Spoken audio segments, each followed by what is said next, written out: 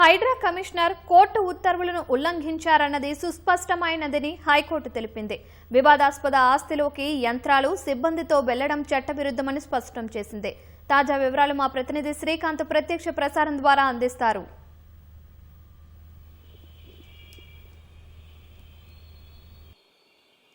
Shanta Sriram construction company కేసులో దాఖలైన court ధిక్కరణ దానికి ఉత్తర్వులను హైకోర్టు వెలువరించింది. ఇందులో భాగంగా రంగనాథ్ను ఆ హైడ్రా కమిషనర్ స్థానం నుంచి బదిలీ చేయాలని, ఆ స్థానంలో ఇంకొకరిని నియమించాలని చెప్పి కూడా హైకోర్టు ఈ ఉత్తర్వుల్లో చీఫ్ సెక్రటరీని సూచించింది. ఎందుకంటే కోర్టు ఉత్తర్వుల్లో పాల్పడడం చట్టవిరుద్ధమని చెప్పి, ఎందుకంటే ఇప్పటికే 3 సార్లు ఒక పిటిషన్ దాఖలైంది ఓ కేసులో.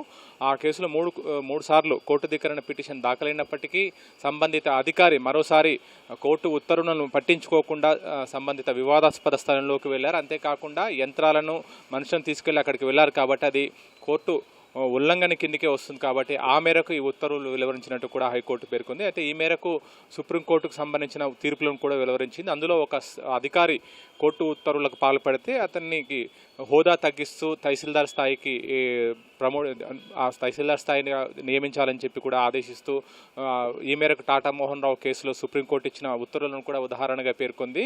అయితే కోర్టు శిక్షించడం కంటే కూడా క్షమించడం పైనే ఎక్కువగా ఉంటుందనే విషయాన్ని కూడా అభిప్రాయపడింది. ఆ మేరకు ఇందులో కూడా కోర్టు ఉత్తర్వులకు పాల్పడిన సదరు అధికారిని ఆ స్థానం నుంచి బదిలీ చేయాలని చెప్పి కూడా హైకోర్టు ఈ ఉత్తర్వుల్లో పేర్కొంది. అయితే దీనికి సంబంధించి శాంతా శ్రీరామ్ కన్స్ట్రక్షన్ కంపెనీకి సంబంధించి సంబంధిత ఎండి నరసయ్య కోర్టు ధిక్కరణ పిటిషన్ దాఖలు చేశారు. ఈ పిటిషన్ విచారణ సందర్భంగా కూడా హైకోర్టు పలుసార్లు విచారణ చేసినప్పుడు కీలక వ్యాఖ్యలు చేసింది. ఆ తర్వాత చివరికి ఉత్తర్వులు వెలువరించిన క్రమంలో రంగనాథ్ను ఆ స్థానం నుంచి తప్పించాలని చెప్పి కూడా పేర్కొంది. అయితే ఈ కోర్టు 2-3 రోజుల క్రితం దీనికి సంబంధించిన విచారణ సందర్భంగా కూడా పలు వ్యాఖ్యలు చేసింది. ఉత్తర్వులు వెలువరించడానికి 2-3 రోజుల సమయం పడుతుందని చెప్పింది. కాబట్టి ఈ రోజు ఆ ఉత్తర్వులకు తీర్పుకు సంబంధించిన ఉత్తర్వులు కూడా మొత్తం వెలువయ్యాయి. అందులో కూడా కీలక వ్యాఖ్యలు కూడా చేశారు.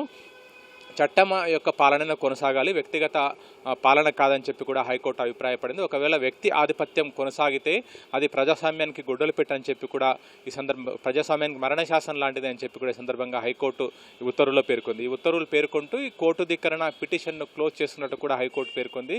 ఈ సందర్భంగా కీలక వ్యాఖ్యలు చేసిన హైకోర్టు సిఎస్ను మాత్రము ఆ స్థానం నుంచి సిఎస్ను సూచించింది. సిఎస్కు సూచిస్తూ హైడ్రా కమిషనర్ రంగనాథ్ని ఆ స్థానం నుంచి బదిలీ చేయాలని చెప్పి కూడా కోరింది. ఆ స్థానంలో సరైన అధికారిని నియమించాలని చెప్పి కూడా కోరింది. ఎందుకంటే విచారణ సందర్భంగా పలుసార్లు కోర్టు ధిక్కరణకు పాల్పడినట్టు కూడా హైకోర్టు గుర్తించింది. ఎందుకంటే శాంతా శ్రీరామ్ కన్స్ట్రక్షన్ కంపెనీకి సంబంధించి డివిజన్ బెంచ్ ఆదేశాలు జారీ చేసింది. ఆ స్థలం శాంతా శ్రీరామ్ కన్స్ట్రక్షన్ కంపెనీకే చెందిందని చెప్పి కూడా డివిజన్ బెంచ్ ఉత్తర్వులు ఉన్నాయి. ఆ ఉత్తర్వులను పరిగణలోకి తీసుకోకుండా వెళ్ళినప్పుడు మొదటిసారి హైడ్రా తరపున కౌన్సిల్ అండర్టేకింగ్ ఇచ్చారు ఆ స్థలంలోకి వెళ్ళమని చెప్పి. ఆ తర్వాత యథావిధిగా స్థలంలోకి వచ్చారని చెప్పి కూడా శాంతా శ్రీరామ్ కన్స్ట్రక్షన్ కంపెనీ మరోసారి కోర్టు ధిక్కరణ పిటిషన్ దాఖలు చేసింది. ఆ సందర్భంలో అడ్వకేట్ జనరల్ కూడా విచారణకు హాజరై ఆ స్థలంలోకి వెళ్ళమని చెప్పి కూడా హామీ ఇచ్చారు. ఆ తర్వాత కూడా అయినప్పటికీ కూడా మరోసారి యంత్రాలతో వచ్చారు మనుషులు, హైడ్రా సంబంధించిన అధికారులు వచ్చారు, మేము అప్పీల్కి వెళ్తున్నాము, ఇక్కడ ఎలాంటి పనులు చేయొద్దని చెప్పి కూడా హైడ్రాకు సంబంధించిన అధికారులు చెప్పారని చెప్పి శాంతా శ్రీరామ్ కన్స్ట్రక్షన్ కంపెనీ సంబంధించిన న్యాయవాది మధ్యంతర పిటిషన్ దాఖలు చేశారు. ఇన్ని పిటిషన్ల మధ్యన హైకోర్టు విచారణ చేసి చివరికి కోర్టు ధిక్కరణ పిటిషన్ కింద ఉత్తర్వులు వెలువరిస్తూ ఈ వ్యాఖ్యలను కూడా చేసింది. ఎట్టి పరిస్థితులను రంగనాథ్ మాత్రం బదిలీ చేయాలని చెప్పి కూడా సిఎస్ను కోరింది. ఆ మేరకు ఉత్తర్వుల్లో కూడా పేర్కొంది. Over to you Lakshmi. ధన్యవాదాలు శ్రీకాంత్.